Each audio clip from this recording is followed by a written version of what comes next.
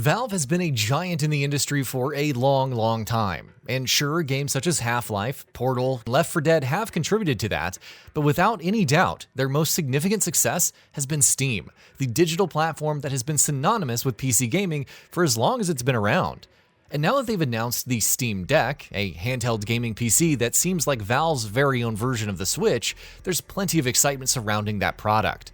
A great deal has been revealed about the device since its recent announcement, and here we're going to go over the 15 biggest talking points. Before we begin, please consider subscribing and enable all notifications by clicking the bell icon. With that out of the way, let's get started. Steam OS. Let's start with the basics. What exactly is the operating system that the Steam Deck is running on? Valve has confirmed that the Steam Deck runs on a new version of SteamOS, which has been modified and optimized specifically for handheld games, built on Linux. Additionally, Valve also says the use of a Proton compatibility layer in the OS, no porting work for PC games, is required for anybody, which means that any and all games you have on your Steam library are automatically going to work on the Steam Deck right out of the box. The difference in the world. So wake up, Mr. Freeman. Wake up and smell the ashes. Specs. So now the stuff that probably many of you have wondered as soon as this was announced.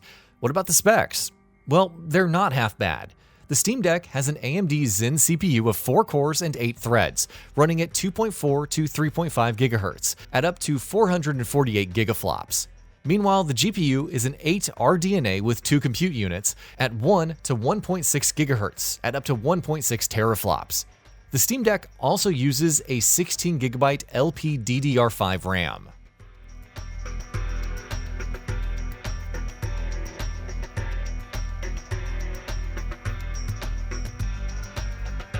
The screen. And what about the display, and what resolution will the Steam Deck run games on? Well, for the latter, the answer is 720p, or, well, a little over that. The resolution is going to be 1280 by 800 at a 16 by 10 aspect ratio. Meanwhile, the screen itself is LCD, and 7 inches in size, roughly the same as the upcoming Switch OLED, and bigger in turn than the base Switch or the Switch Lite. It's also a 60Hz display, which is, of course, a touchscreen, and features ambient light sensors for detection and adjustment of backlighting. Storage. On the storage front, there's plenty to talk about as well. The Steam Deck will have 3 SKUs, each with different internal memories. One will have a 64GB internal storage, the other will have 256GB of internal storage, and the third and final will have 512GB. Of course, as you might expect, the Steam Deck also comes with an SD card slot, so you can expand its storage by however much you want by simply plugging in an external SD card. Skew Differences. The size of internal storage isn't the only thing that will change across the Steam Deck's 3 SKUs. No, each is more powerful than the last in several ways. The 256GB model, for instance, uses an NVMe SSD, as opposed to the eMMC drive of the base model. That in turn means that the 256GB model has faster speeds. This model comes with a Steam Community Profile bundle as well. Meanwhile, the 512GB model on top of all of that has even faster speeds, along with a premium anti-glare etched screen, as well as a virtual keyboard theme. Each Steam Deck SKU will also come with a carrying case, but it seems the 512GB model's carrying case is going to be a bit more special than the other two. Inputs.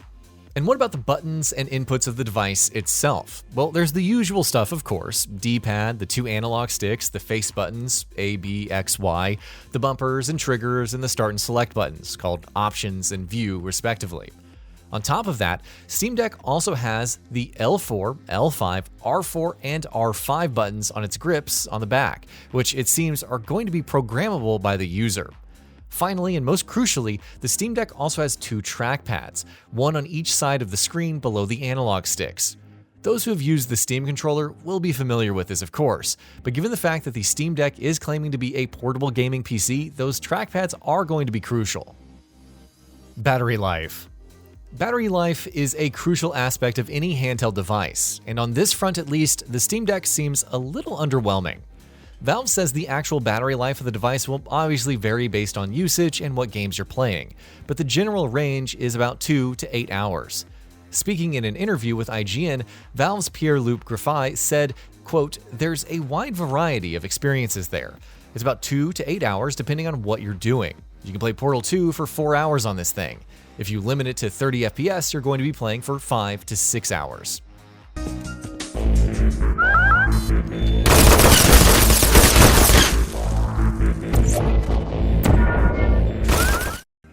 Dock. Similar to the Switch, the Steam Deck will also come with a dock, so you'll be able to connect your device to it to play and use it on a bigger screen.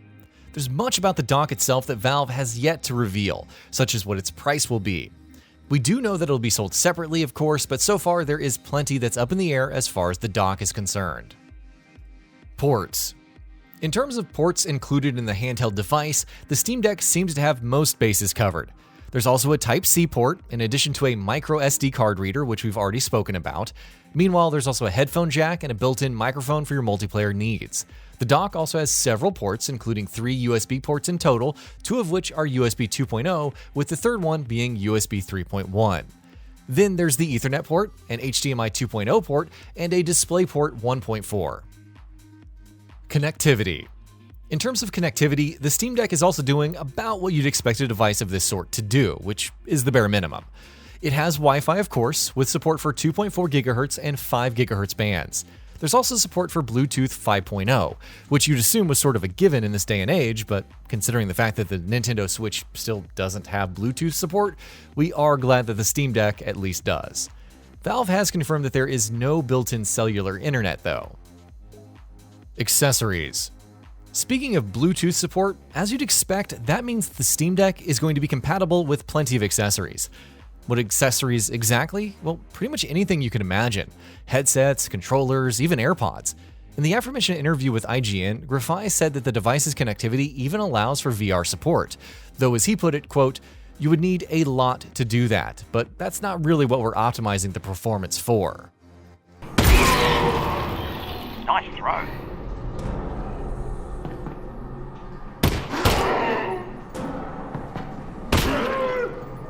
Features. Crucially, the Steam Deck is going to boast all the features you'd expect to see in a device that's built around Steam. The store itself, Steam Chat, Remote Play, cloud saves, community features, notifications, and more have all been confirmed for the device. Additionally, and appropriately enough for a handheld gaming PC, you're also going to have access to plenty of graphics settings and options. Speaking about that, Griffay told IGN, quote, "All the normal options that you'd get in PC games are accessible. That being said, most games start with a pretty balanced graphics setting that works pretty well out of the box." Other PC software. Valve is selling the Steam Deck as literally a handheld gaming PC, but that doesn't mean it's only good for gaming. According to them, it can pretty much do anything a PC can do. That means you can download and use other PC software and apps, watch and stream videos, browse the internet, and even download other game stores. So yes, in other words, you can totally use the Epic Games Store on the Steam Deck. Talk about an open platform. Price. The Steam Deck's surprisingly reasonable pricing, for all that it boasts and is capable of, is perhaps one of its biggest strengths. There are 3 SKUs, of course, as we mentioned earlier.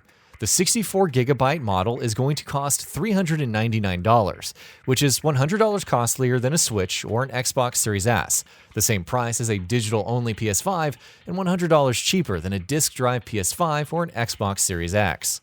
Then there's the 256GB model, which will cost $529. Finally, the 512GB model is going to cost $649. Launch. So when exactly is the Steam Deck launching? Soon, and you can start registering interest for the device on Steam right now. But there is a caveat. The handheld is out in December, just a few months from now, but it'll be a limited launch. December will see it released only in the United States, Canada, the UK, and the European Union. Valve has said that more regions are going to be added soon, but we don't know right now exactly what soon means. So, what are your thoughts on this? Go ahead and share them in the comments below. And if you liked this video, please subscribe to the channel and enable all notifications by clicking the bell icon to get new video updates. We upload every day and would really appreciate your support. Thanks for watching.